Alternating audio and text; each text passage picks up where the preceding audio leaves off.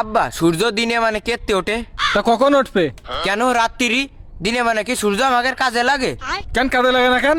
দিনে মানে তো এমনি আলো থাকে, রাত্রি তো আলো থাকে না, তাহলে রাত্রি উঠলে ভালো হয় না?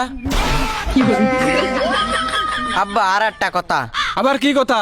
এই যে মানসি কয় আমার ইজ্জত চলে গেল, তা ইজ্জতটা চলে যায় কনে যায়? আব্বা এ কথা নাই, বাদ দিলাম, আর একটা কথা আছে। কোয়া। এই যে কাজী সাহেব মানসির বিয়ে পড়ায়, কাজী সাহেবের বিয়েটা পড়ায় কিটা?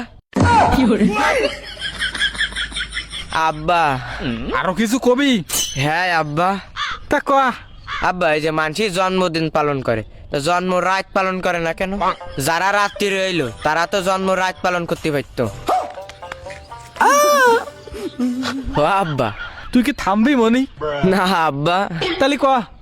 আব্বা এই যে লাইট আছে না, লাইট তো বিভিন্ন কালার হয়, লাল হয়, হলুদ হয়, নীল হয়, সবুজ হয়, কিন্তু কালা কালারের বাল্ব হয় না কেন? মনে তুই আমার সামনে তো সর নাই, কিন্তু তোর এই ঠান্ডা পানির মধ্যে ফেলাই দিবানে। আব্বা পানিতে ফেলানোর আগে আর একটা প্রশ্নের উত্তর দাও। আমার কি প্রশ্ন? আব্বা জিলেপি যদি একা বেকা না যদি সোজা হইতো, তাহলে জিলেপির নাম কি হইতো? আর আব্বা এই যে শিয়াল মুরগি ধরে, এই মুরগি এই যে আমরা রাইন্দে খাই, তা শিয়াল কাঁচা খাই কেন? আর আব্বা এই থাম। না থামবো না। তাহলে কোয়া। বিষে যদি মিয়াত না থাকে, ওই বিষ খেলে কি মানুষ মরিয়ে যায়? আব্বা এটা শেষ কথা, এই যে আমরা চোখ দিয়ে সবকিছু দেখতে পারি, কিন্তু চোখের ভিতর কিছু গিলি এটা দেখতে পারি না কেন? তিনটে গিলি।